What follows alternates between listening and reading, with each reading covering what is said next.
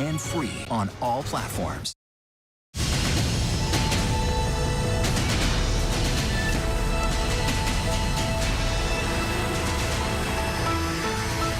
Devastation in Kentucky. Entire neighborhoods are underwater after heavy rain caused flash flooding. The death toll has risen to more than a dozen victims, and with some waterways not expected to crest until Saturday, officials expected to rise. Rescue crews are in a desperate search to find survivors. The U.S. and Russia begin talks on a possible prisoner swap. Secretary of State Antony Blinken says he pressed the Kremlin today to accept a proposal for an exchange to release jailed Americans Brittany Griner and Paul Whelan. ABC's Mary Bruce has the details on the high-stakes call. It comes as Russia and Ukraine accuse each other of a missile strike that killed dozens of Ukrainian prisoners of war. The POWs were captured after the fall of Mariupol, the back and forth over who's to blame. Former President Trump is at the center of a new controversy over a Saudi-backed tournament at his golf course. Families of 9/11 victims are protesting because most of the September 11th attackers were Saudi nationals. The response from Trump over the outrage. And also controversy in Congress. House Speaker Nancy Pelosi is set to visit Asia, but a potential stop there could create a firestorm with China. The stern warnings from Beijing. Actor Will Smith posted an apology video to Chris Rock for slapping him at the Oscars earlier this year. He also expressed regret to Rock's family, Smith's own family, and his fans. And, I wasn't thinking, but how many people got hurt in that moment. Their glamorous performances have been featured in blockbusters and on the Broadway stage, but Parisian cabarets are disappearing. The famed Lido Cabaret now set to close its doors after 76 years. To take that away from the culture and from Paris as a whole is just to dim such a light. Being a Better Human. A podcast is trying to put actions behind the conversations to help listeners improve their lives. Host and comedian Chris Duffy welcomes listeners on a journey that he says never ends. You never get to this fixed state where you're like, and now I'm a better human. Checkbox, great. Good evening. I'm Deirdre Bolton in for Lindsay Davis tonight. Thank you so much for streaming with us. We begin tonight thinking about the many families reeling from those devastating floods in Kentucky, where the death toll is rising. Children are among the victims. Governor Andy Beshear warning there will likely be more victims and that entire families may be among the dead. Neighborhoods and entire towns are deep underwater, some victims still trapped in their homes. More than 300 people have already been rescued by emergency teams in boats and helicopters. Hundreds of homes destroyed, one even washed up onto a bridge. Some buildings left completely abandoned, streets filled with mud and debris. This has become one of the worst flooding events to ever hit the state. Senior meteorologist Rob Marciano is on standby as dangerous flooding could slam some states again. But ABC's Malalengi leads us off from the hard-hit flood zone in Kentucky. Tonight in eastern Kentucky, the death toll rising as rescuers search areas previously unreachable after devastating floods knocked this region to its knees. This isn't over. I mean, while we're doing search and rescue, there are still real dangers out there. The water hasn't crested in some areas and won't until tomorrow. More than 300 people rescued already. In Perry County Thursday, rescue boats navigating rapids filled with debris, carrying the stranded to safety, while choppers overhead search for more.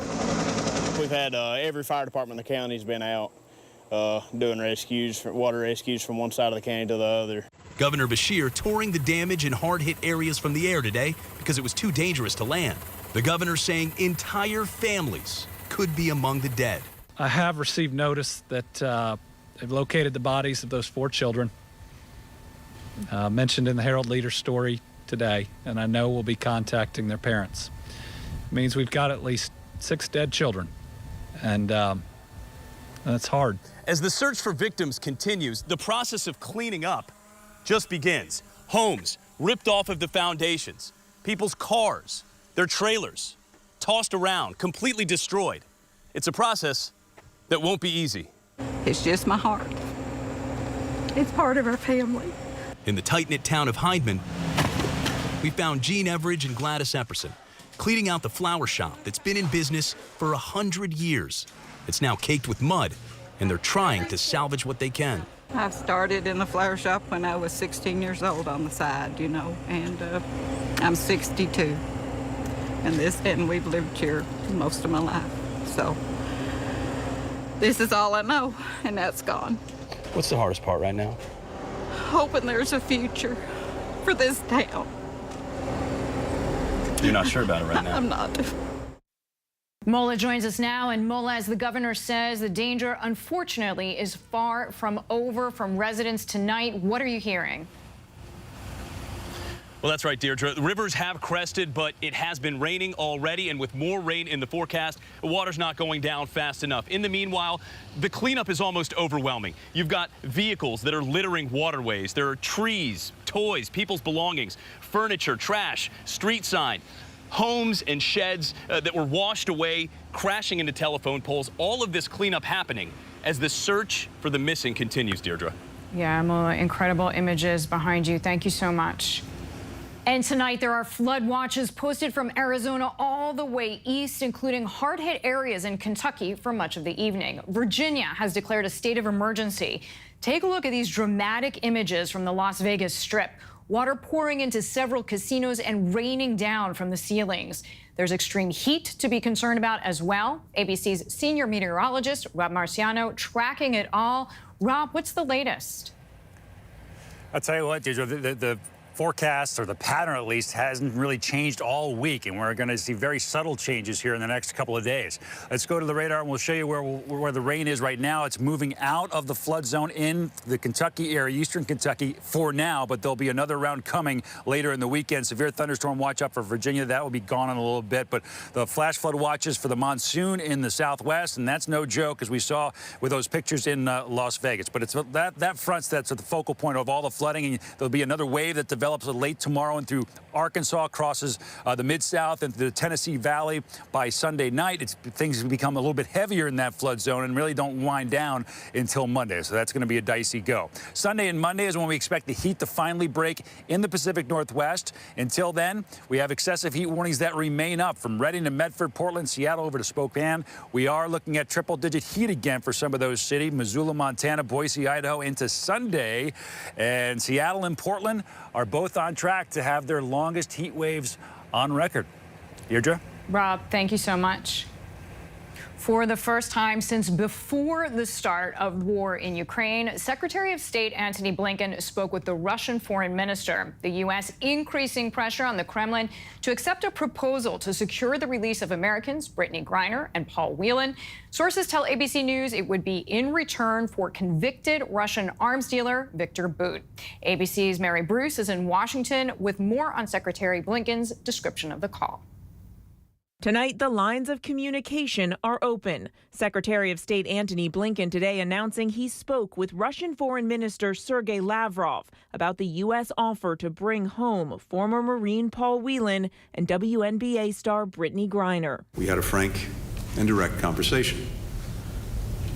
I pressed the Kremlin to accept the substantial proposal that we put forth. It's the first time the two have spoken since Russia launched its war in Ukraine. The call coming just hours after Lavrov said it would be interesting to listen to Blinken's proposals. But tonight, it's not clear if any progress was made. Blinken is refusing to say if he thinks a release is more or less likely, or to detail the Russian response. But Moscow says Lavrov did ask the U.S. to return to quiet diplomacy after the White House this week publicly announced an offer was on the table. That offer, sources tell ABC News, is to swap Whelan and Griner for the notorious Russian arms dealer Viktor Bout. But the White House tonight tight-lipped on the negotiations. Those conversations are going to continue to go on. We are not going to negotiate from here just because it's just the right thing to do, and we want to be very careful. Mary Bruce joins us now from Washington. Tonight, the White House also responding to another Russian proposal. Mary? Deirdre, the White House is shooting down an idea being floated by a Russian official to also release Vadim Krasikov. He's a Russian assassin being held in Germany. The White House tonight says this is not a serious counteroffer, saying this is just an attempt to avoid the deal on the table. Deirdre. Mary Bruce, thank you. Major developments in the war in Ukraine. Dozens of Ukrainian POWs were killed in a missile strike. Russia and Ukraine each blaming the other. ABC's senior foreign correspondent Ian Pannell is in Ukraine with the very latest on the back and forth. Tonight, it claims as many as 40 Ukrainian prisoners of war may have been killed when their jail was shelled. Russia accusing Ukraine of hitting it with US-made HIMARS rockets. But Ukraine denies it struck the prison in Olenivka, accusing Russia of deliberately shelling it and murdering the prisoners to then blame Ukraine. The attack overshadowing plans to restart vital grain exports from Ukraine after a UN-backed agreement involving Moscow and Kyiv. Today, President Zelensky visiting the key port city of Odessa, where shipments could begin leaving this weekend. ABC's Patrick Reevell is there. You can see the huge grain silos behind me here in the port of Odessa. And these grain ships here are due to leave in the coming days. Whether they are able to safely, though, will be a huge test of whether Russia is really going to lift its blockade. America's ambassador to Ukraine warning Russia to stick to this deal. This is Russia using food as a weapon. It's not acceptable, and there's an agreement on the table. It just needs to be implemented. Deirdre, the Pentagon tonight confirming Russia's taken very significant casualties in its fight to take the east. And it speaks volumes that despite going on the offensive, the front lines have barely moved in almost a month. Deirdre? Ian, thank you so much.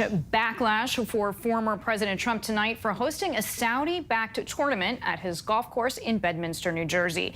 9/11 families upset and protesting after Trump said, quote, "Nobody's gotten to the bottom of 9/11. Here's ABC's Janae Norman. Tonight, families of 9/11 victims protesting Donald Trump for hosting the Saudi-funded Live Golf Tournament at his Bedminster Golf Club. Our loved ones are the heroes. The golfers and the former president are cowards. Also enraged by this Trump comment. Well, nobody's gotten to the bottom of 9/11, unfortunately, and they should have. But during his campaign in 2016, Trump squarely blamed the Saudis for the September 11th attacks. Who blew up the World Trade Center? It wasn't the Iraqis, it was Saudi. Take a look at Saudi Arabia. Open the documents. We ought to get Bush or somebody to have the documents opened because, frankly, if you open the documents, I think you're going to see that it was Saudi Arabia. Those documents, declassified by the FBI last year under President Biden, described connections al-Qaeda and most of the hijackers had with Saudi nationals. But the Saudi government has always denied any involvement in the terror attack. Tim Frolick was in the South Tower and survived. It's simple. The Saudis did it. They plotted it. They funded it.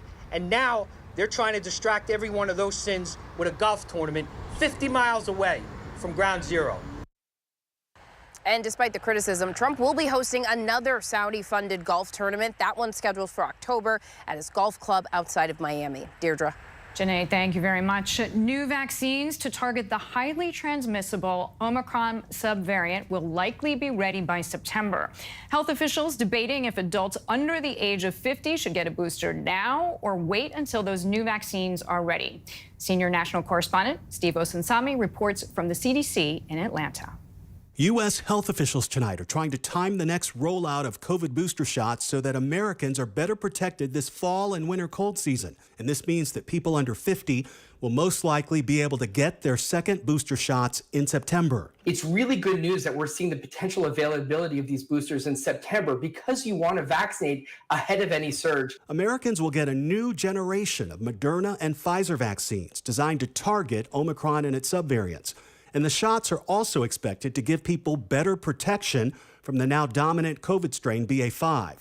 Moderna says that its new shot produces twice as many antibodies as its current vaccine. Now, it's hard to predict the future, but this is the best shot we have at protecting people against the most widespread variant right now. But a large number of Americans are still refusing the shot. About 70 million people still haven't gotten a single dose. And COVID just doesn't want to go away. Tonight, 88% of Americans live in counties with high or medium risk.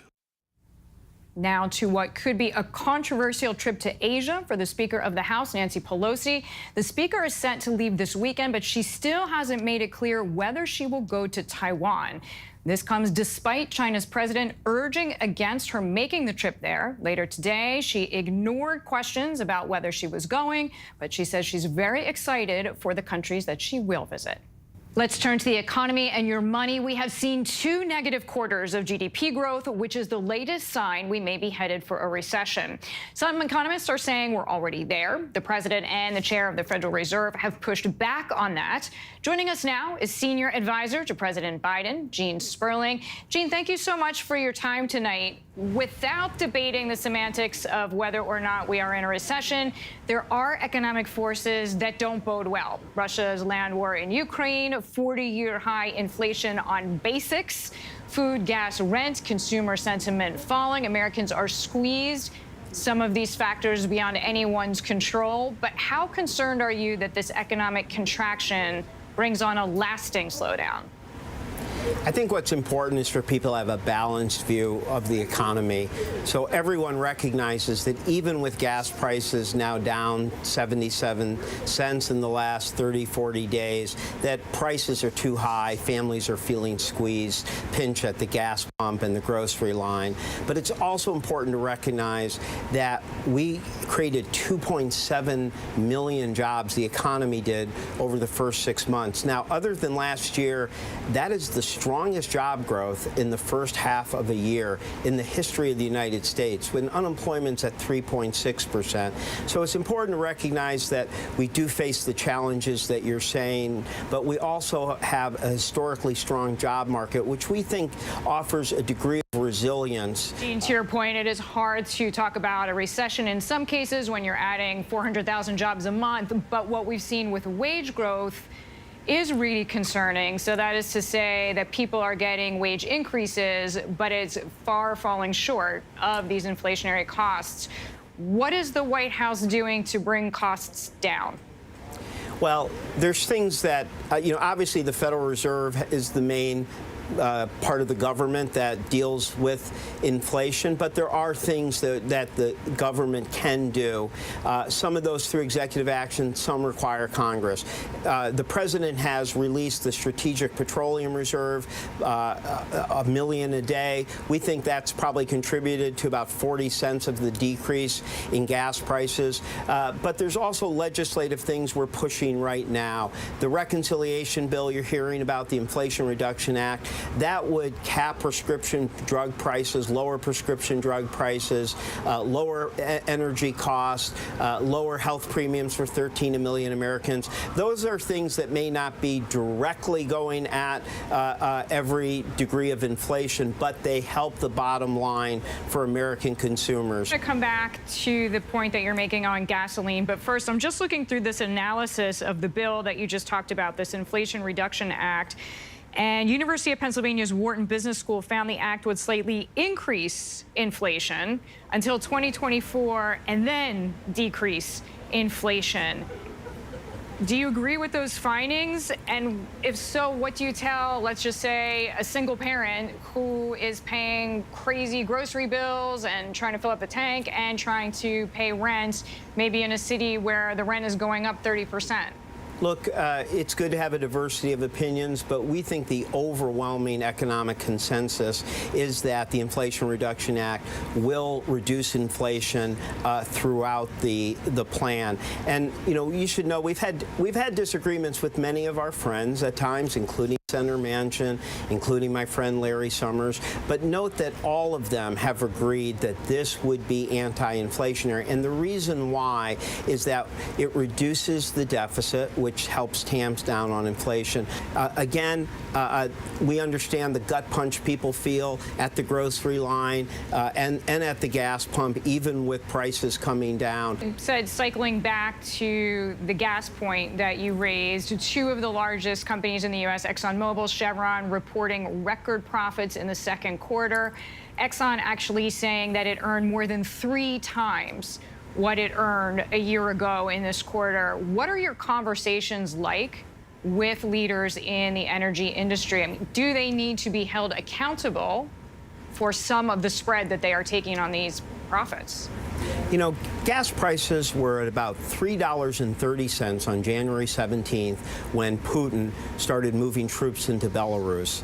The fact that they've gone up around $2 a gallon around the world is a direct response to war and unthinkable aggression. While gas prices have come down, 12, 13, 14%, oil prices are down even more, and we need to see that reduction in oil prices reflected at the pump. We don't need oil companies simply recording record profits or doing share buybacks. We need them to be putting those dollars to use, increasing supply so that we can bring down gas prices for the American families. Gene, thank you. Senior Thank you for having advisor me. to President Biden, Gene Sperling, joining us there. When we come back, the 9/11 operator falling asleep while on the job. Yes, you heard that right. And nearly 30 years after her death, new music from Selena. Our John Quinones has sat down with her family to learn more about their efforts to keep her memory alive. Up next, you may have seen the video on your phone by now. Will Smith apologizing for that infamous slap. We're going to talk about it next. With so much at stake, so much on the line, more Americans turn here than any place else. ABC News World News Tonight with David Muir, America's #1 most watched newscast, now streaming on ABC News Live. This is ABC News Live. The crush of families here in Poland. At refugee centers. In Putin's Russia. On the ground in Ukraine. Close to the front line. Here at the White House. Destructive Cat 4 storm. Here along I-5. Boston is in the bullseye. Let's go. We made it. ABC News Live, America's #1 streaming news. Anytime, anywhere. Streaming 24/7, straight to you for free. Thank you for making ABC News Live America's #1 streaming news. Admit it, these days, what you need to know seems to change just about every day. What is it that you really want to know, need to know? To help you not just get through your day, but to make the most of it. Feel smarter. Feel better. Feel happier. Well, how about a third hour of Good Morning America? GMA 3, what you need to know. Now streaming on ABC News Live. It's all about you. The hottest views in daytime are happening right here. We talk about things on this show that people don't talk about. That I can't wait to see. Honest takes from strong women. We need all hands on deck, and we need it right now. This is the time to speak out. Unafraid to get real. We stick by our points of view. We're all seeing it differently, and that's the beauty of The View. And that's why the most watched #1 daytime talk show is The View. Now streaming on ABC News Live. America is being poisoned with fentanyl, and we don't even know it. Just heard my wife screaming. She told me they had just died. 50 to 100 times more potent than morphine. Keep breathing, come on. It's poison. It's pure poison. A few grains of salt worth of fentanyl will kill you. Just my agency has seized enough to kill the entire country. ABC News Live presents Poisoned, America's Fentanyl Crisis. The powerful series, streaming free on ABC News Live. Take America's #1 news with you, anywhere you go, anytime, free. Download the ABC News app now. Breaking news, exclusives, 24/7. There for you with one touch. The ABC News app. Download it now. America's #1 news, ABC News. Most watched, most trusted, and streaming live to you, anytime, anywhere, and free. This is ABC News Live, America's #1 streaming news. Free to you 24/7. Watch America's #1 news whenever you want it, wherever you are, anytime. ABC News Live, streaming live and free on all platforms. A man was arrested for leaving his 3-month-old husky puppy locked inside a hot car with its mouth taped shut while he gambled at a Las Vegas casino. Newly released body camera video shows the dog panting heavily when officers arrived at the scene. It happened last week when temperatures in Las Vegas hit 113 degrees. The dog's owner was arrested when he arrived back at the vehicle. He is charged with willful and malicious torture of an animal. The puppy was taken into the custody of animal control. We shift now to actor Will Smith breaking his silence on camera for the first time about slapping Chris Rock in front of the world on Oscar night. Smith sharing an emotional apology and calling his behavior unacceptable. Here's ABC's national correspondent, Matt Gutman. 4 months after that infamous slap seen around the world on Oscar night, actor Will Smith going before cameras for the first time to apologize to comedian Chris Rock. Chris, I apologize to you. My behavior was unacceptable, and I'm here whenever you're ready to talk. In a new video, Smith also reaching out to Rock's family, including mom Rose, who said at the time, when Will slapped Chris, he slapped all of us. He really slapped me. I wasn't thinking, but how many people got hurt in that moment. So I want to apologize to Chris's mother. Jada, I love you. G.I. Jane 2, can't wait to see it, all right? Smith going on to answer pre-selected questions. I made a choice on my own, from my own experiences, from my history with Chris. Jada had nothing to do with it.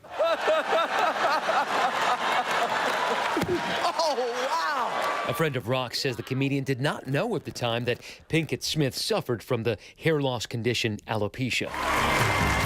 As for why Smith didn't apologize to Rock when he was then awarded the Oscar for Best Actor, I was fogged out by that point. It's all fuzzy. I've reached out to Chris, and the message that came back is that he's not ready to talk. Smith saying the central trauma of his life is disappointing people. I am deeply remorseful, and I'm trying to be remorseful without being ashamed of myself, all right? I'm human. Our thanks to Matt for that. Joining us now to do a bit more of a deep dive on this is ABC News contributor and Sirius XM radio host, Mike Muse. Mike, thank you so much for coming in. So let's get right to it. Will Smith releasing this nearly 6-minute video. What are your thoughts on it?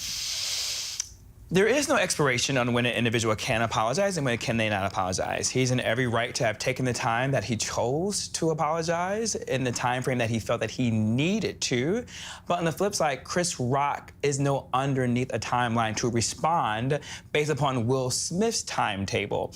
Chris Rock has the ability to accept his apology or to not. Will Smith indicated that Chris Rock at this time is not ready to have that conversation, and that is within Chris Rock's right to wait. I'm glad you point out the timing on both sides, because that's what's fair.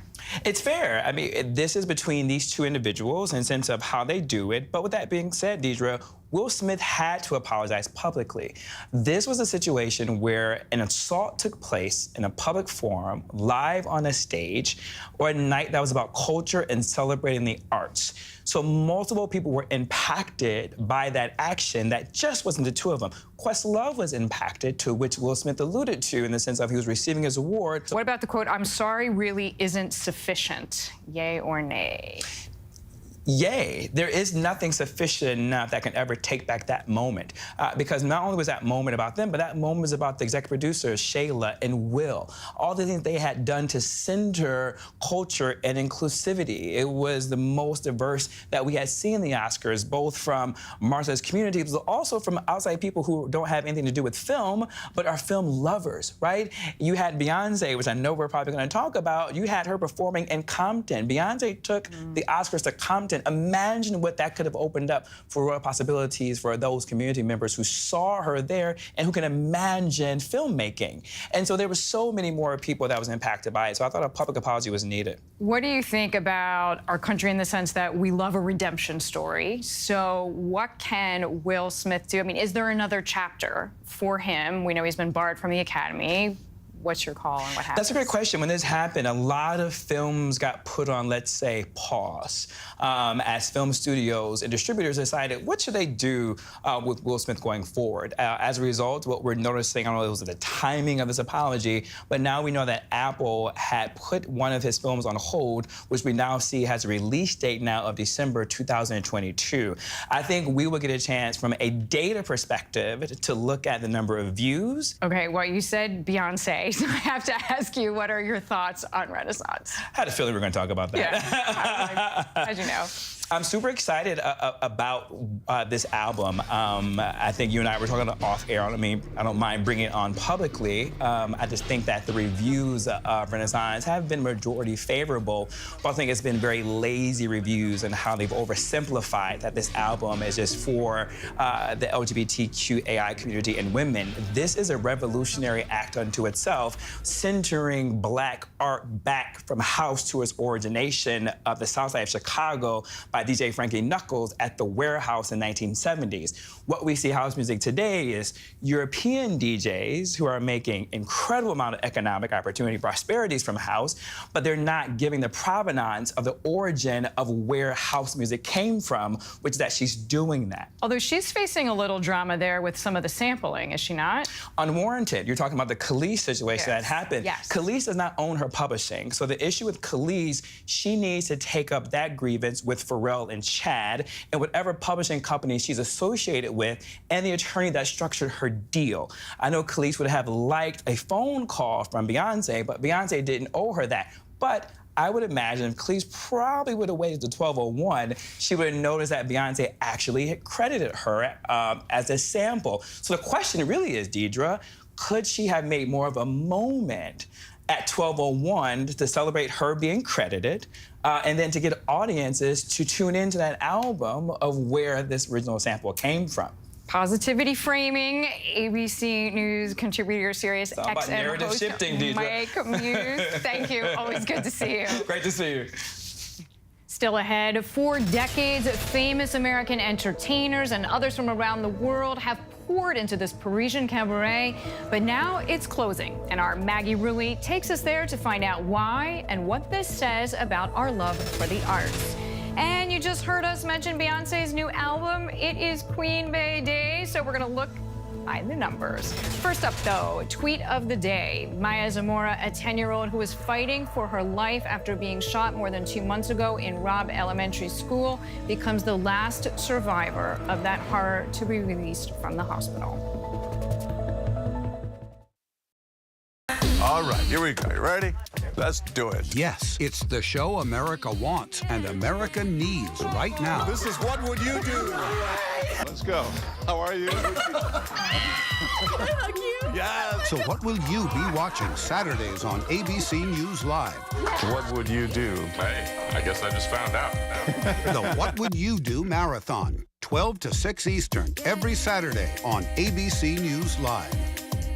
My favorite show. This is ABC News Live. The crush of families here in Poland. At refugee centers. In Putin's Russia. On the ground in Ukraine, close to the front line. Here at the White House. Destructive Cat 4 storm. You're along I-5. Boston is in the bullseye. Let's go. We made it. ABC News Live, America's #1 streaming news. Anytime, anywhere. Streaming 24/7, straight to you for free. Thank you for making ABC News Live America's #1 streaming news.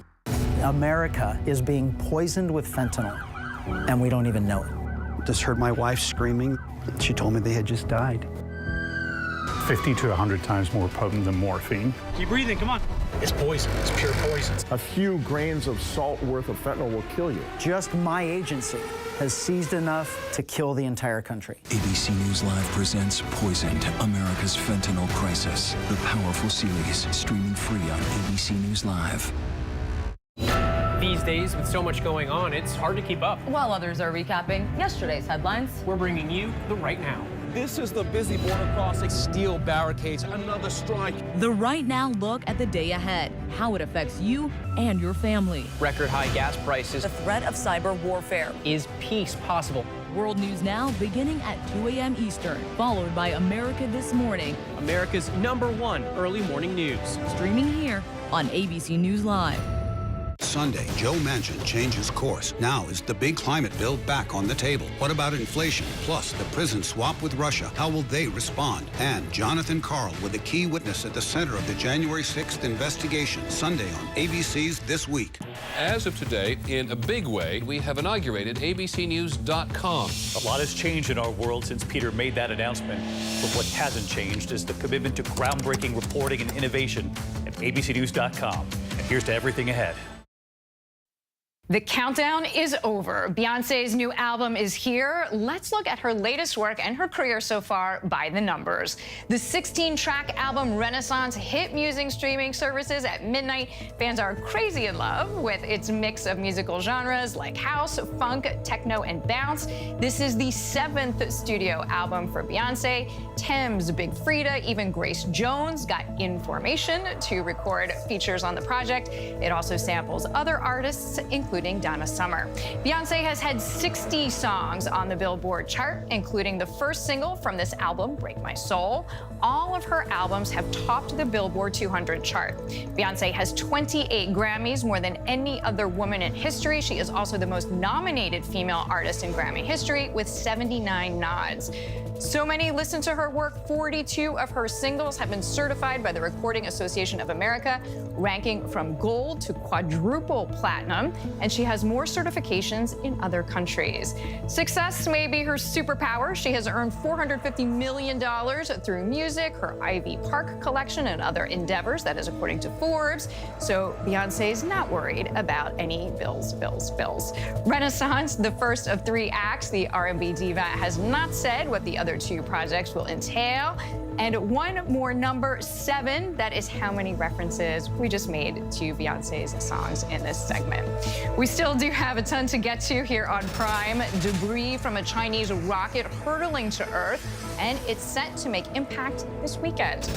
The quest to be a better version of yourself. How comedian Chris Duffy's podcast tries to give people the right tools to improve their lives.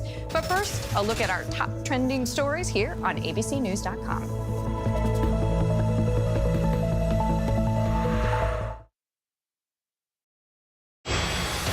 With so much at stake in our world right now, we wanted to thank you for your trust and for making ABC News America's #1 news. And thank you for making ABC News Live America's #1 streaming news. We're honored. ABC News Live, nominated for 5 Emmy Awards for Excellence, the only streaming news receiving any nominations. Thank you for the honor 5 times over. And thank you for making ABC News Live America's #1 streaming news.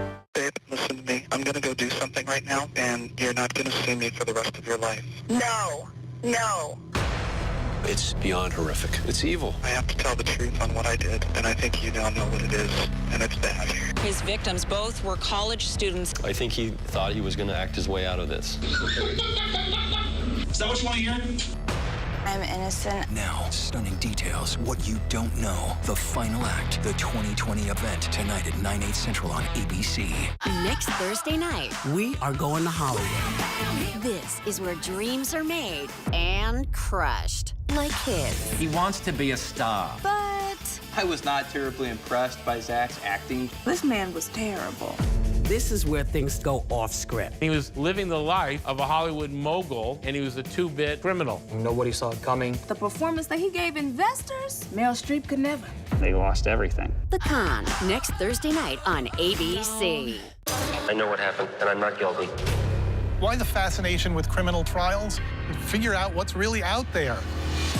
She revealed she had murdered his family. I know in my heart that he did this. It's the time of suspicion. The ending's really tough.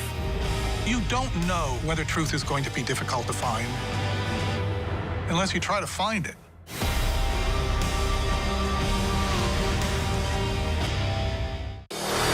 America's #1 news, ABC News.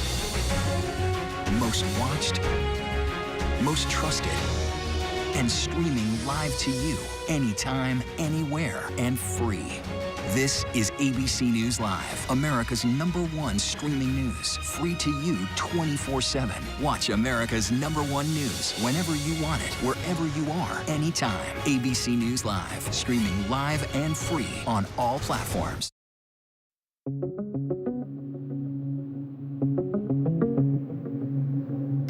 In Kentucky, pounding rain causing flash floods, sweeping roofs off homes, washing away cars, and entire neighborhoods left underwater. Everything's gone, like, everything is gone. This Kentucky resident losing her home. We had to swim out, and it was cold. It was over my head, so yeah. It was It's scary. This family climbing on top of their destroyed roof, collecting what's left from the destruction. Officials using helicopters to save those beyond the reach of boats. In a matter of hours, first responders in St. Louis rushing to rescue more than 60 people trapped in the rising waters. Authorities rescuing multiple people and children trapped in this daycare facility with rising floodwater. Earlier this month, Supreme Court Justice Samuel Alito delivered a speech in Rome at a conference on religious liberty hosted by the University of Notre Dame Law School. For the first time, he discussed his landmark opinion overturning Roe v. Wade, appearing to make light of criticism from foreign leaders. I had the honor this term of writing, I think, the only Supreme Court decision in the history of that institution that has been lambasted by a whole string of foreign leaders. One of these was former Prime Minister Boris Johnson, but he paid the price. When we call 911, we rely on them to quickly connect us to the help we need. During a 911 call placed last week, this is what happened. Houston 911, do you need medical, police, or fire? Medical. Did you see? She looked down. Hello? Yes, Houston 911, do you need medical, police, or fire? Medical, I just... Tell off Houston Medical. The Houston Emergency Center says when their investigation into the call is over, appropriate personnel action will be taken. Joe Law, the administration manager for the HEC, told us due to them being short-staffed, employees are having to work overtime to make sure the calls get answered. In a statement in response to the shortage of call takers, the HEC said in part it's a nationwide industry issue that they are not immune to. Aerospace experts are tracking a massive section of a Chinese rocket that's expected to plunge back to Earth this weekend, though it's unclear exactly when and where it will land. The section is part of a rocket called Long March 5B, which launched into orbit to deliver a lab module to China's space station. The exact point where the rocket booster will re-enter the Earth's atmosphere can't be determined until hours before it comes down. But despite that, officials say there's little chance that the surviving debris will land in a populated area. Chinese officials have pushed back against concerns over the uncontrolled re-entry. A Halloween warning from Hershey. Chocolate could be in short supply. Sales, they say, have been soaring since 2020. Hershey says it is adding production capacity, but it just can't keep up for this year. Plus, the candy maker has been hit by a shortage of essential ingredients like cocoa, the result of a global supply chain issues triggered by the pandemic and the war in Ukraine. So that is all likely to mean that the company won't be able to meet the high demand this Halloween. The legacy of Selena has spanned decades. Now, almost 30 years after her death, the family of the Queen of Tejano music is sharing never-released new tunes. Our John Quinones sat down with the global star's family to talk about keeping her memory alive. In the 27 years since her tragic death, Selena Quintanilla's star has only grown.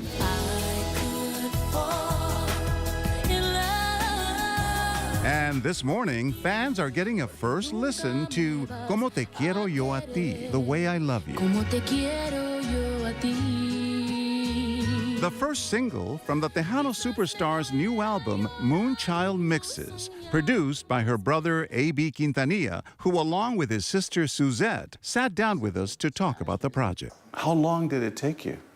It took me a year. It took me a little bit over a year, right? A little bit over a year. There was a lot of obstacles to overcome. Everything was recorded on vinyl, so we had to kind of fuse the old school ways with the new school ways. Clean Selena's vocals, put them on timing, and then we also pitched her vocal down just a hair to make her sound a little bit more mature. It truly feels like she went into the studio again and recorded it, and it's pretty incredible. What do you think Selena would have thought of this album? She would have loved it, definitely. She would have loved it, said, it's a wrap, I need to go to the mall. Yeah. Selena's legacy and fandom growing all the time. Her story first told in the 1997 film that helped make Jennifer Lopez a star. And now, a new generation entranced by the Netflix series based on her life. so many of us love Selena's music. But what do you tell the critics who say, this is taking advantage of her legacy? What critics? We don't care about them. I think as an artist and musicians and people that are in the public eye, you have to turn that off. We're still going to do what we want with our music, with our sister, with our band. And I hope people understand that everything that we do it with love and care and with beauty. When do you think of your sister? I can't go anywhere, I'm serious. I can be going through a gas station, wherever, and I hear it on the intercom, or a little girl wearing a t-shirt.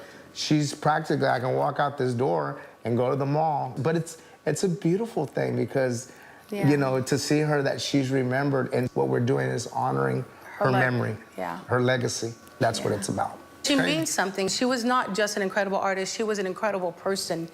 And what she means to us as Latinos, she means something. And I think all of that has transcended and has carried her throughout the years. And she is not going away. The younger generation are discovering her, and they're searching her, and they want to know more about her. And so that's why we felt it was really important to breathe new life into this old music and have it created for the newer generation. Selena's new single is out today. The full new album drops August 26th. Most of us want to be better humans, but we're not always sure where to begin. TED and PRX's podcast, How to Be a Better Human, is not your typical self-help improvement podcast. Each week, there are conversations with guests who offer actionable insights on how you can be a better version of yourself. It is now in its second season, critically acclaimed. It is hosted by comedian and writer Chris Duffy, sharing unexpected ways for how you can become a better person from the comforts of your headphones. Listen in. This show's called How to Be a Better Human. What is one thing that you are currently working on to be a better human yourself? One thing I'm doing to be a better human is pruning away all the non-essentials in my life so that I can give better energy and attention to the things I care about most.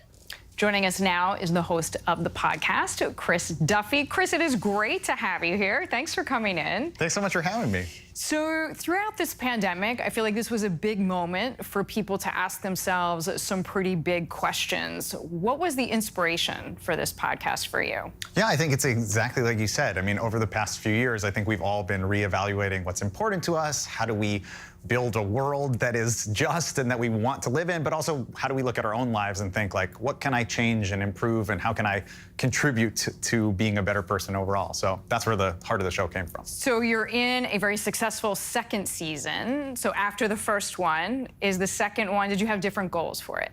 Yeah, the first season, I think we were still figuring this out of, like, is this going to work? And it's amazing that people have actually listened and tuned in. And so now we're trying to really challenge the assumptions, I think, especially my assumptions of, like, what does it look like to be a better human? How do you actually make it be a practical tip that people can use and work on? And then, just on the technical level, I used to be recording in a little, like, blanket fort we made. Yeah. And now that we've had some success, I have an actual, like, little recording booth now. Wow, fancy. Oh, I moved on up. Coming up in the world. I really moved up in the world. So you had a conversation with musician Greta Morgan, and we just heard in that clip, and she was diagnosed with a condition that affects her voice, and she's not been able to sing in the way that she was, and essentially that is her career. So what did you learn in your conversation with her about resilience? Yeah, I think the conversation that I had with Greta Morgan is one of the best episodes that we've done, really, because she just talked about how she had this identity that was so built around being a musician, a performer, and then all of a sudden everything changed. This unexpected medical condition happened. And I think whether it is something as dramatic as that, or something smaller, or something that is bigger, kind of everyone in the last few years has dealt with the world that you thought you were living in, the path that you thought you were on has changed. And so I think Greta just talked a lot about the grace of giving yourself permission to change and evolve. So what have you learned from Greta, from other guests as well, about roughly what you were just talking about, which is embracing ambiguity? Yeah, I think that one of the biggest things that I've taken away from everyone that we've talked to is you often think of, like, people who give advice, especially about a topic like how to be a better human, that it would be insufferable. Like insufferable. Oh my gosh, that was my biggest fear with the show. Is I was like, you're going to call it How to Be a Better Human. We better make sure that it is not like me saying that I know how, because I certainly don't. But I think you would think that people would be like, here's my successes, and you can learn the most from all the things that I've done right. Yeah. And instead, I think really the biggest thing that I've taken away is that all of these people are still figuring it out, that it's still a work in process, and that being not knowing is normal, but that's also a crucial part of improving. Because it's not like you never get to this fixed state where you're like, and now I'm a better human. Checkbox, great. I will stop trying to improve as a human. Yeah, because actually what happens after that, like being a better dolphin, like it's what's next on the list. What do you hope that your listeners take away from the podcast? I hope that people take away that, like, it's hard. It's hard to be a better person. It's okay for it to be hard. How has the experience changed you or your perspective? I think one of the biggest things that it's changed in my perspective is that the idea that, like, I kind of had in the back of my head, like, yeah, you can't be a good person, but, like, you can be the good person. You can reach that point. So I try with people with me to be like, yes, you will see that I am constantly failing and hyperventilating and being like, is this right? Am I doing a good job? Oh, no, I messed it up. So I try to be open about that because I think that that is the more interesting part to me of this process. Fantastic concept. Congratulations on your success. I think the point is that it's resonating with so many people for a big reason. Chris, with us there. You can listen, of course, to the latest episodes of How to Be a Better Human on Apple Podcasts, Spotify, and wherever you listen to podcasts. It is a high-kicking, high-energy, highly entertaining form of theater. Some call it the heart of Paris. But there is fear that this beloved cabaret is vanishing. Tomorrow, in fact, will be the last performance at one of the best-known, the Lido Cabaret, a staple of that art. Many aren't ready to give up and are fighting to keep the performances alive. ABC's Maggie Rulli takes us behind the curtain in this report. The dancers, the costumes, the drama. Cabaret.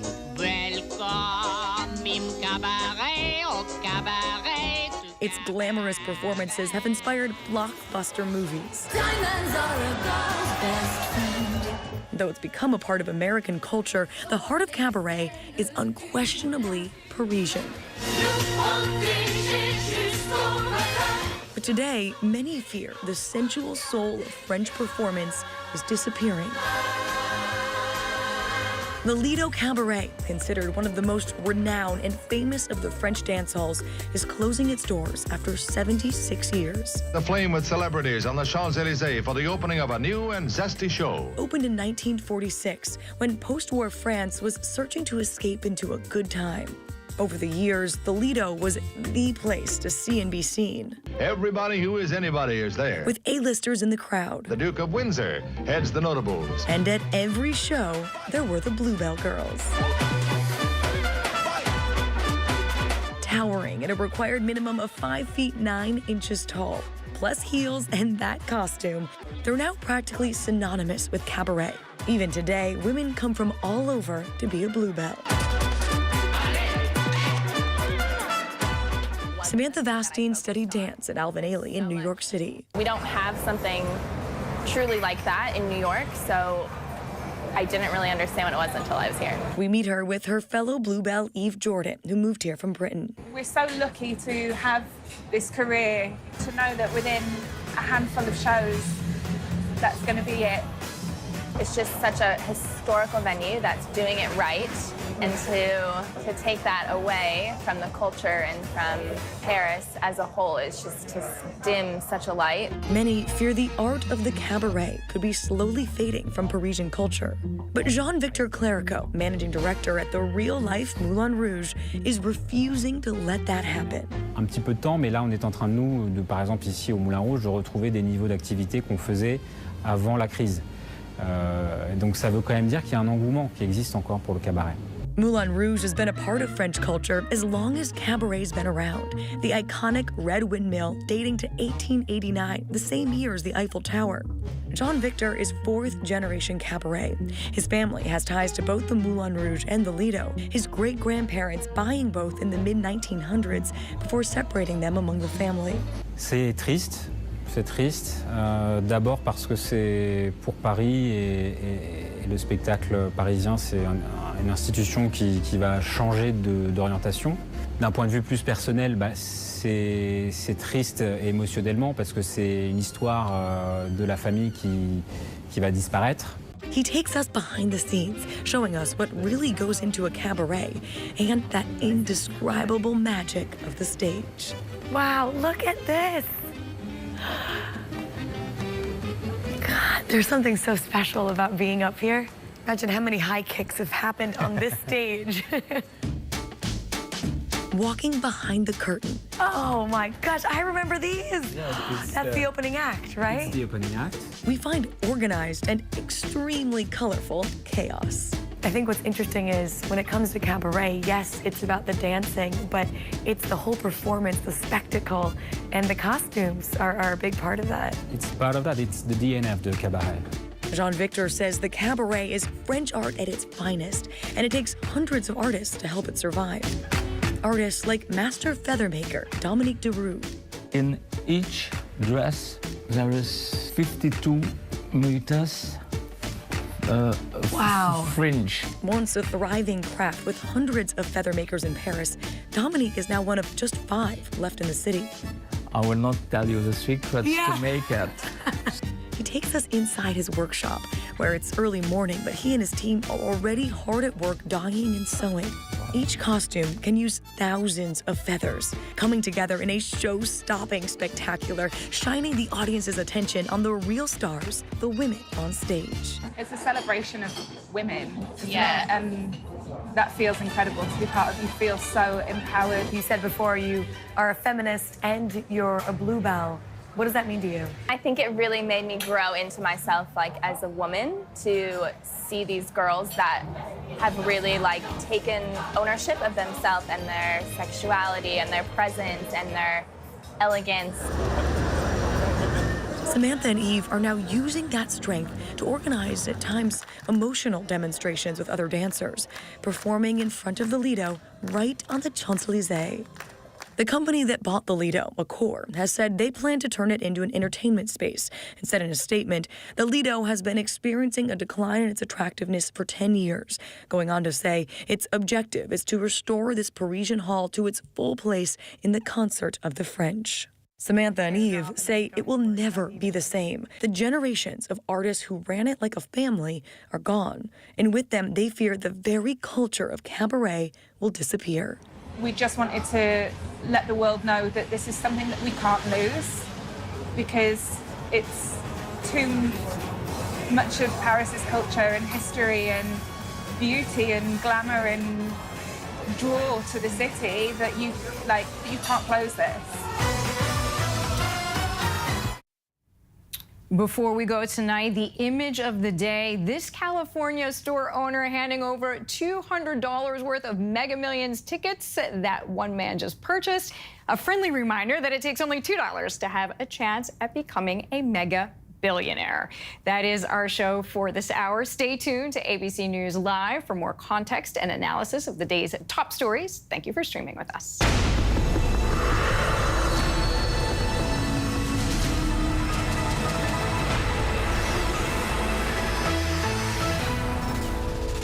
And coming up in the next hour, we are staying on top of a few key stories for you. How scammers are targeting people struggling to afford higher gas prices. And why a Spanish prosecutor is pushing for singer Shakira to spend more than 8 years in prison. America's #1 news, ABC News. Most watched, most trusted, and streaming live to you anytime, anywhere, and free. This is ABC News Live, America's #1 streaming news, free to you 24/7. Watch America's #1 news whenever you want it, wherever you are, anytime. ABC News Live, streaming live and free on all platforms. You may know the story of Emmett Till, the 14-year-old boy who was brutally beaten and murdered in Mississippi. But you might have never heard his story if it weren't for one woman, his grieving mother, who turned her son's death into a rallying cry for justice. A voice said to me, the world will cry for Emmett Till. From ABC Audio, Reclaimed, the story of Mamie Till Mobley. Listen now wherever you get your podcasts. Thank you for making ABC's This Week Sunday morning's #1 news show versus the competition. He thought he was God. He's now one of the most vilified men in the world. He is the everyman. Zelensky is the Tom Hanks of Ukraine. The fact that a little nice Jewish boy is 5'7" is showing up this KGB agent in the Kremlin. What do you say to Americans who see Russia and you not only as a rival, but an unfriendly adversary? Two men at war. Which Vladimir will take over. The world is not going to be the same. So what's good to read this summer? Well, Kate and I have decided to jump in and help you. And we're talking with Oprah, John Irving, and so many popular authors and influencers. So we want you to join us. Myself, Charlie Gibson, and my daughter, Kate Gibson. Oh, hey, that's me. That is you. For the new podcast series, it is called The Bookcase with Kate and Charlie. We will make sure you love what you read. Listen anywhere and anytime. The Bookcase Podcast, wherever you get your podcasts. Good evening. I'm Deirdre Bolton in for Lindsay Davis. Thank you so much for streaming with us. We are monitoring several developments here at ABC News this hour. The House of Representatives voted to pass a semi-automatic weapons ban 18 years after the federal ban expired. The symbolic victory for the gun control movement follows days of closed-door negotiations. We do have House Democrats, 2 Republicans voting for the package, 5 Democrats voting against it. However, the bill is not expected to move past GOP opposition in the Senate. There is significant flash flooding slamming parts of central Appalachia, the heartland, and the Southwest. Many of these same areas are bracing for the possibility of more dangerous flooding into this evening and tonight. This is as widespread, relentless drought continues to affect much of the West into Texas.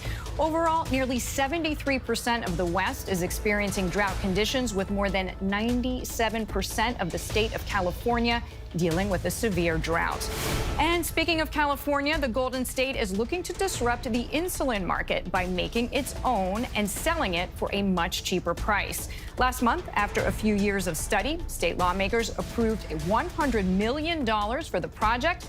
Governor Gavin Newsom and state lawmakers still have many details to work out, including contracting with a private company to do most of the work. It is estimated that 7 million Americans require insulin to manage their diabetes. Now to Kentucky, where the death toll is rising after flooding, children among the victims, neighborhoods and entire towns underwater. There may be hundreds of homes destroyed. Mola Lengi reporting from the flood zone in Kentucky. Tonight in eastern Kentucky, the death toll rising as rescuers search areas previously unreachable after devastating floods knocked this region to its knees. This isn't over. I mean, while we're doing search and rescue, there are still real dangers out there. The water hasn't crested in some areas and won't until tomorrow. More than 300 people rescued already. In Perry County Thursday, rescue boats navigating rapids filled with debris, carrying the stranded to safety, while choppers overhead search for more. We've had every fire department in the county's been out doing rescues, water rescues from one side of the county to the other. Governor Beshear touring the damage in hard-hit areas from the air today because it was too dangerous to land. The governor saying entire families could be among the dead. I have received notice that they've located the bodies of those 4 children mentioned in the Herald Leader story today, and I know we'll be contacting their parents. It means we've got at least 6 dead children, and that's hard. As the search for victims continues, the process of cleaning up just begins. Homes ripped off of the foundations, people's cars, their trailers, tossed around, completely destroyed. It's a process that won't be easy. It's just my heart. It's part of our family. In the tight-knit town of Hyndman, we found Jean Everidge and Gladys Epperson cleaning out the flower shop that's been in business for 100 years. It's now caked with mud, and they're trying to salvage what they can. I started in the flower shop when I was 16 years old on the side, you know, and I'm 62. And we've lived here most of my life, so this is all I know, and that's gone. What's the hardest part right now? Hoping there's a future for this town. You're not sure about it right now? I'm not. For the first time since before the start of the war in Ukraine, Secretary of State Antony Blinken spoke with the Russian foreign minister. The U.S. is increasing pressure on the Kremlin to accept a proposal to secure the release of Americans Brittany Griner and Paul Whelan. Sources tell ABC News it would be in return for convicted Russian arms dealer Viktor Bout. ABC's Mary Bruce is in Washington with more on Secretary Blinken's description of the call. Tonight, the lines of communication are open. Secretary of State Antony Blinken today announcing he spoke with Russian Foreign Minister Sergei Lavrov about the U.S. offer to bring home former Marine Paul Whelan and WNBA star Brittany Griner. We had a frank and direct conversation. I pressed the Kremlin to accept the substantial proposal that we put forth. It's the first time the two have spoken since Russia launched its war in Ukraine. The call coming just hours after Lavrov said it would be interesting to listen to Blinken's proposals. But tonight, it's not clear if any progress was made. Blinken is refusing to say if he thinks a release is more or less likely, or to detail the Russian response. But Moscow says Lavrov did ask the U.S. to return to quiet diplomacy after the White House this week publicly announced an offer was on the table. That offer, sources tell ABC News, is to swap Whelan and Griner for the notorious Russian arms dealer Viktor Bout. But the White House tonight tight-lipped on the negotiations. Those conversations are going to continue to go on. We are not going to negotiate from here just because it's just the right thing to do, and we want to be very careful. Major developments in the war in Ukraine. Dozens of Ukrainian POWs were killed in a missile strike. Russia and Ukraine blaming each other. ABC's senior foreign correspondent Ian Pannell is in Ukraine with the very latest on this back and forth. Tonight, it claims as many as 40 Ukrainian prisoners of war may have been killed when their jail was shelled. Russia accusing Ukraine of hitting it with US-made HIMARS rockets. But Ukraine denies it struck the prison in Olenivka, accusing Russia of deliberately shelling it and murdering the prisoners to then blame Ukraine. The attack overshadowing plans to restart vital grain exports from Ukraine after a UN-backed agreement involving Moscow and Kyiv. Today, President Zelensky visiting the key port city of Odessa, where shipments could begin leaving this weekend. ABC's Patrick Reevell is there. You can see the huge grain silos behind me here in the port of Odessa. And these grain ships here are due to leave in the coming days. Whether they are able to safely, though, will be a huge test of whether Russia is really going to lift its blockade. America's ambassador to Ukraine warning Russia to stick to this deal. This is Russia using food as a weapon. It's not acceptable, and there's an agreement on the table. It just needs to be implemented. Our thanks to Ian for that. Some Ukrainians, by the way, finding creative ways to distract themselves from the ongoing bombardment and tragedy all around them.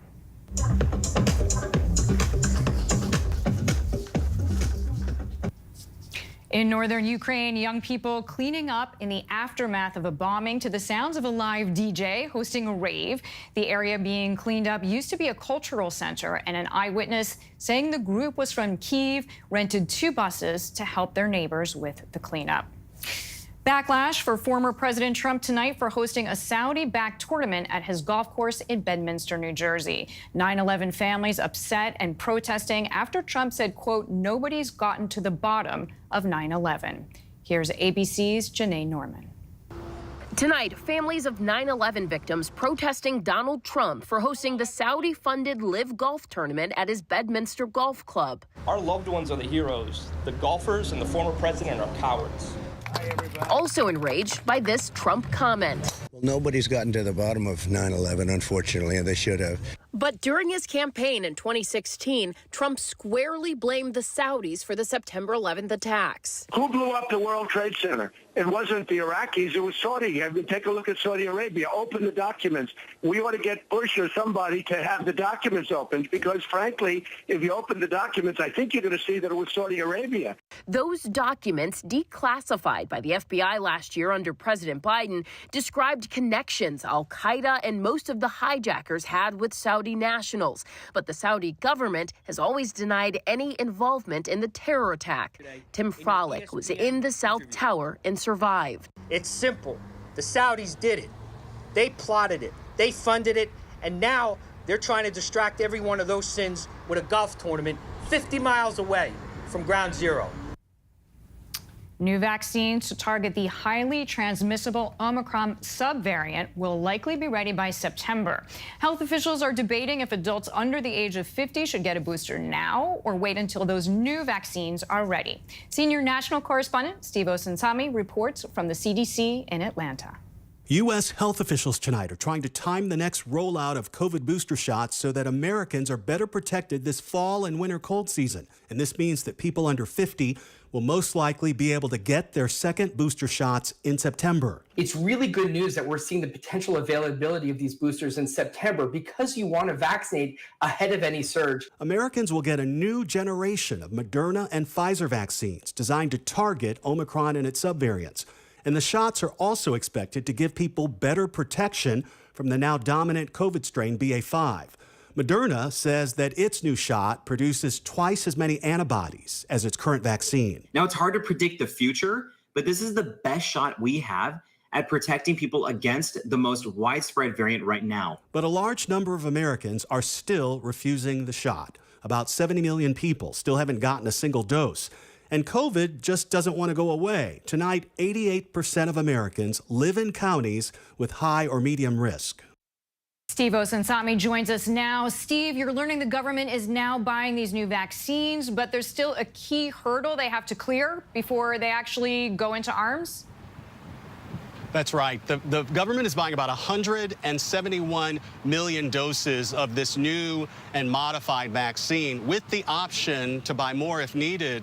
But as is usually the case, there is still a process. This rollout still has to get a green light from both the FDA and scientists here at the CDC. Still work to be done. Steve, thank you so much. Now to the new warning about scammers trying to take advantage of people feeling pain at the pump. Criminals apparently trying to steal personal information and money by sending text messages offering deals on gas. ABC's transportation correspondent Gio Benitez has more. A new warning from multiple states about a text message scam targeting your financial pain at the gas pump. They were receiving text messages indicating that they were eligible for a $1,500 fuel rebate through DMV. The texts direct you to a website claiming to be from the state, but in reality, it's far from that. Once we looked at the website and the web link, we realized it was an attempt to steal someone's identity. So we worked with our state ITS office to have it shut down. And it's not just New York. Other states now issuing warnings about similar text message scams. FTC data showing that this year, text messages have now taken over as the #1 method of contact for scammers. It's a trend a YouTube star who goes by the name Pierogi says he witnesses firsthand. His background in cybersecurity has helped him educate the public about these scams. They're trying to get away from telephone calls because it's got a bad stigma around it, so not a lot of people are picking up. They're using text messages, pop-ups, you name it. The 3 million plus subscribers to his YouTube channel, Scammer Payback, watch how he is able to engage with and then beat the scammers at their own game. I seem to send some type of activity on my account, keeping them on the phone in the hopes it delays them from reaching more victims. Now with others launching a week-long initiative. We created the first ever anti-scam call center. No scammers. We make content that people can learn about how these scams work. Here's Pierogi calling a scammer, posing as an 85-year-old grandma responding to an email about a phony technical support invoice, a scam he says is still rampant. Just fill up the form if you can see any kind of form. This looks very suspicious. They'll put things like the FTC logo at the top to try to have validity. He says he tries to engage them so the scammers have less time to bother you. This looks like a virus. What, ma'am? What kind of virus? For the first time, actor Will Smith talking about slapping Chris Rock at the Oscars. Smith made an emotional apology, but is it enough to make amends? Here's ABC's chief national correspondent, Matt Gutman. 4 months after that infamous slap seen around the world on Oscar night, actor Will Smith going before cameras for the first time to apologize to comedian Chris Rock. Chris, I apologize to you. My behavior was unacceptable, and I'm here whenever you're ready to talk. In a new video, Smith also reaching out to Rock's family, including Mom Rose, who said at the time, "When Will slapped Chris, he slapped all of us. He really slapped me." I wasn't thinking, but how many people got hurt in that moment. So I want to apologize to Chris's mother. Jada, I love you. G.I. Jane 2, can't wait to see it. All right? Smith going on to answer pre-selected questions. I made a choice on my own, from my own experiences, from my history with Chris. Jada had nothing to do with it.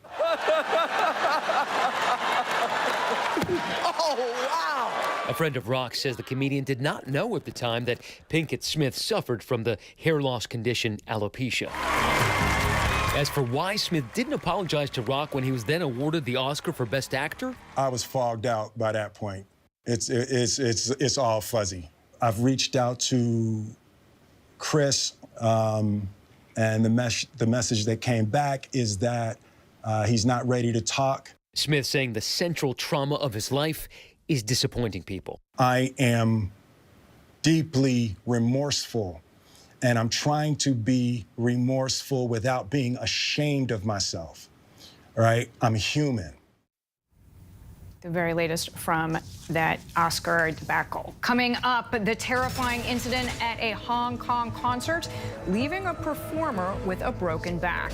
And you may be in summer mode, but back to school season is arriving soon. Our Trey Bodge joins us with some tips and smart strategies for you. This is ABC News Live. The crush of families here in Poland. At refugee centers. In Putin's Russia. On the ground in Ukraine. Close to the front line. Here at the White House. Destructive Cat 4 storm. Here along I-5. Boston is in the bullseye. Let's go. We made it. ABC News Live, America's #1 streaming news. Anytime, anywhere. Streaming 24/7, straight to you for free. Thank you for making ABC News Live America's #1 streaming news. America's #1 news, ABC News. Most watched, most trusted, and streaming live to you anytime, anywhere, and free. This is ABC News Live, America's #1 streaming news. Free to you 24/7. Watch America's #1 news whenever you want it, wherever you are, anytime. ABC News Live, streaming live and free on all platforms. National parks are incredibly safe places, but crime will happen. Hey, my wife had fallen. She's in really critical condition. At that time, I thought it was just a tragic accident. There's still a lot of questions we need to ask. There were small things that didn't totally add up. This is 2 lives for Harold that have died now. I was shocked. Something's not right.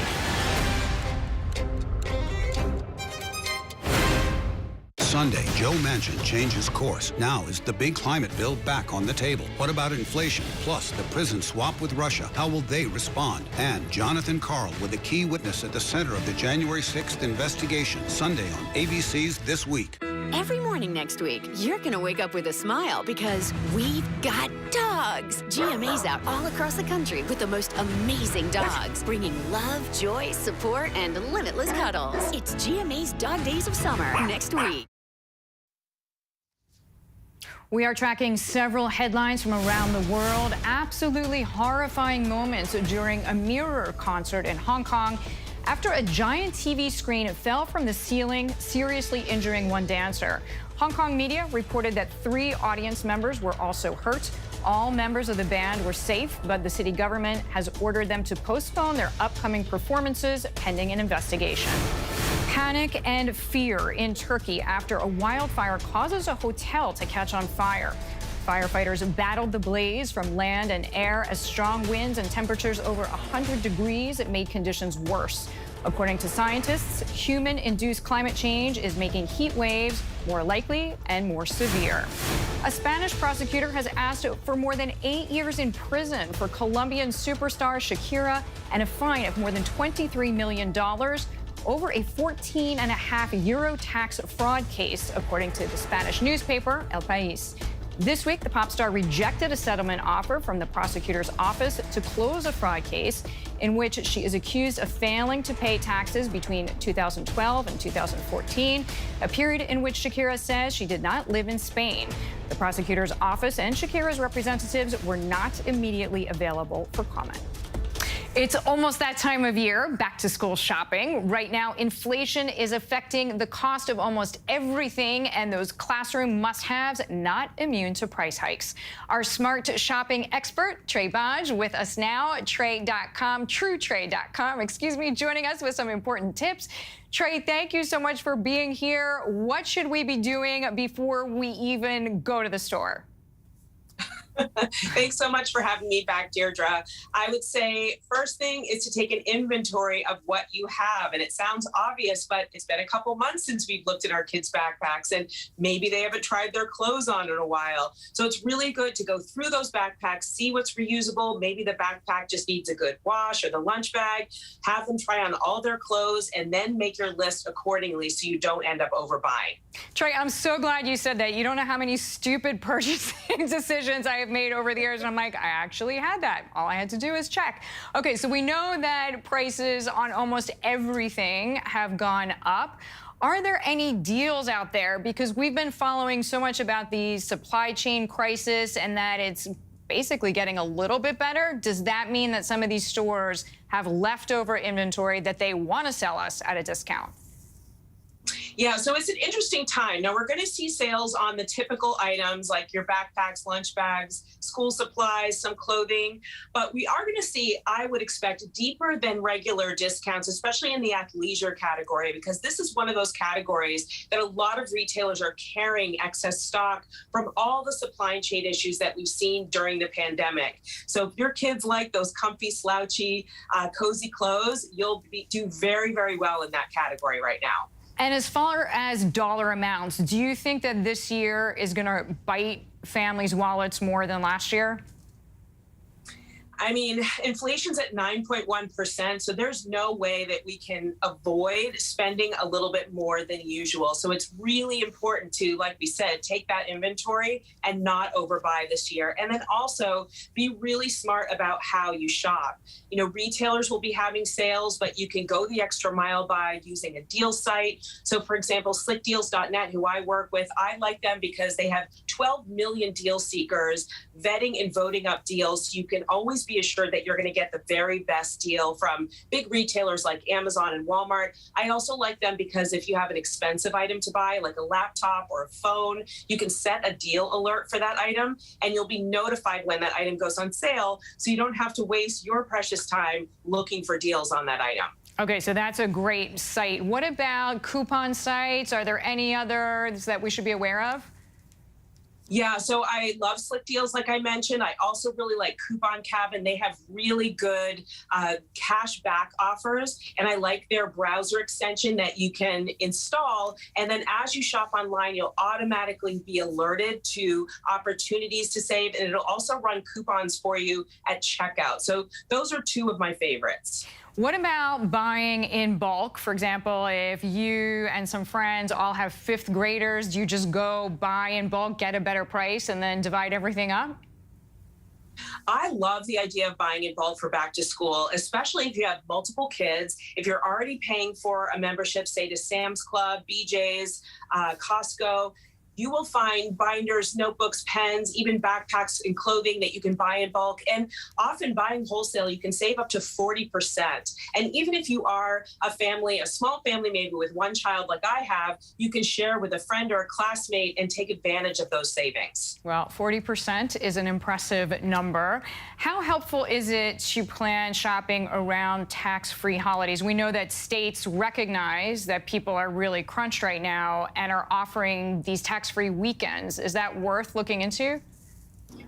I would say so. I mean, you know, many states have sales tax of 6% or more. So if your state or neighboring state happens to have a tax-free weekend, and the bulk of them is next weekend, so from August 5th to 7th, and you can get tax-free items that weekend. Now, the rules are different from state to state. So the general approach is that you'll find savings on clothing and then supplies like backpacks. There'll be a price limit. Usually it's like each item has to be under 100, for example. But you should double check the details on that. Taxadmin.org is a really good place to find the dates of the tax-free weekends and the details of that tax-free weekend. But if you can plan your shopping, especially your in-store shopping, around that period, you can save a little bit more, and I think it's worth doing. Trey, you've given us so many good tips.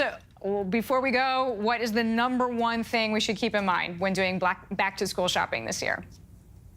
#1, never take a price at face value. So you might find a great sale, but always use those coupon platforms to see if you can save even more.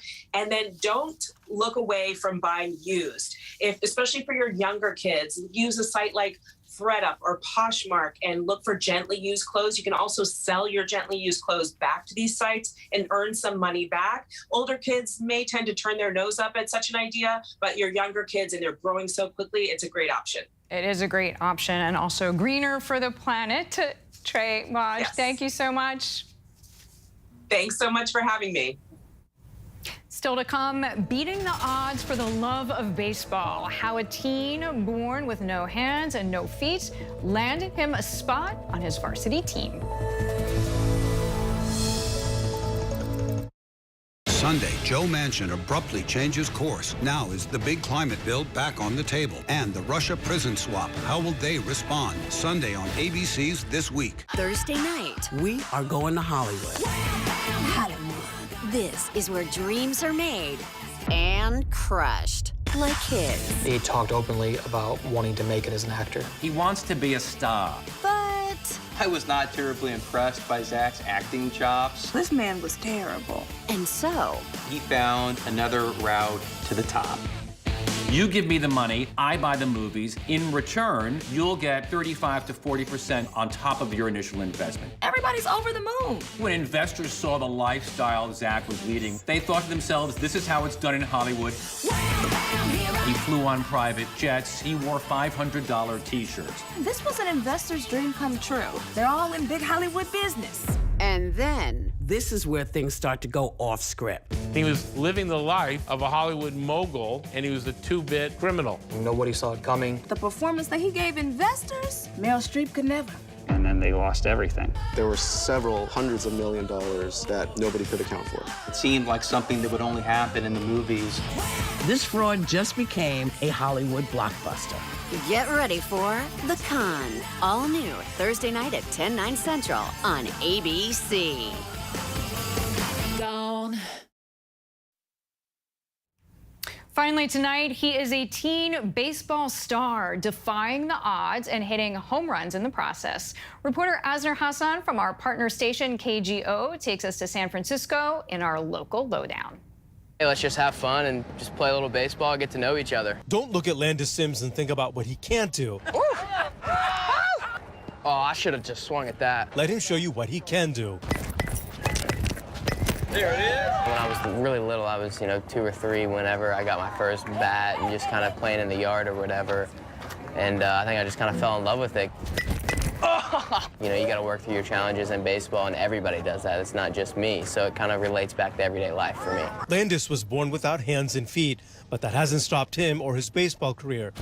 Not only can he swing, this is a good spot. He has a strong arm as well. It kind of rolls off. The first time I met Joe Musgrove, he told me life rewards those who start. So I think, every day if I start going and I start working, then it's gonna, I'm gonna be rewarded at some point. The hard work has landed the 16-year-old as second baseman on his high school varsity team, and a film chronicling the past 8 years was just released. He's on a Major League Stadium tour to promote it, taking part in baseball clinics along the way. On Thursday, he was in the Bay Area with former Giants pitcher Dave Dravecky, who lost his arm to cancer. Look at me, I'm an amputee, and he's walking around with no hands and no feet. And I just had to connect because I wanted to see how inspiring this young man really is. Dravecky praises Landis' athletic ability, impressed with his footwork. Landis has an attachment to help him bat and customize prosthetics. As he showed us that he could continue to play this game and he could figure things out and he could, keep up, that whatever he wanted to do in life, he was going to be able to figure out. Long term, Landis wants to be a coach in the major leagues. Landis has heard the naysayers, But his whole life has been an example of setting out on his own path on his own terms. Life rewards those who starts, and Landis shows no sign of stopping. Working hard, and they're telling me, you can't do this. This isn't, baseball's just not something you can do. So a lot of what I do is I'll just go out and I'll do it and show them that I can do it. That is our show for tonight. Stay tuned to ABC News Live for more context and analysis of the day's top stories. I'm Deirdre Bolton. Thank you for streaming with us.